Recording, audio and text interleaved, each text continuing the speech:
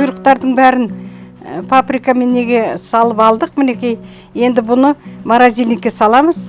Морозильникте тұрады, сол 1-2 күннен кейін уже жей беруге болады. Қатырып қоямыз. Мына тұзы несі бәрі сіңеді. Өте жақсы әдемі. Міне осы кешегі құйрықта мінекей осы бір батнастай құйрықтар шықты.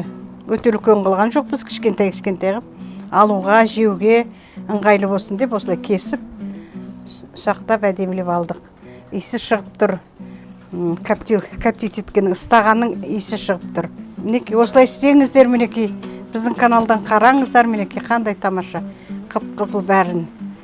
Піскен құйрық, ешқандай несі жоқ. Әдемі сумен немен пісірген, ешқандай иісі жоқ. Оның сыртына мінекей паприкамен, қызыл бұрышпен аунаттық. Өте жақсы әдемі иісі, тамаша болып тұр. Тұзы да бәрі де әдемі. Таңертең кішкене алып кесіп жеп көрдік өзіміз, мінекей. Осылай істеңіздер, істегілеріңіз келсе. Біздің каналды қарап отырыңыздар. Неше түрлі ұмытылған тағамдарды, қазіргі тағамдардың бәрін көрсетеміз. Қолымыздан келгенше білгенімізді көрсетіп жатырмыз. Қарағандарыңызға рахмет. Аман сау болыңыздар.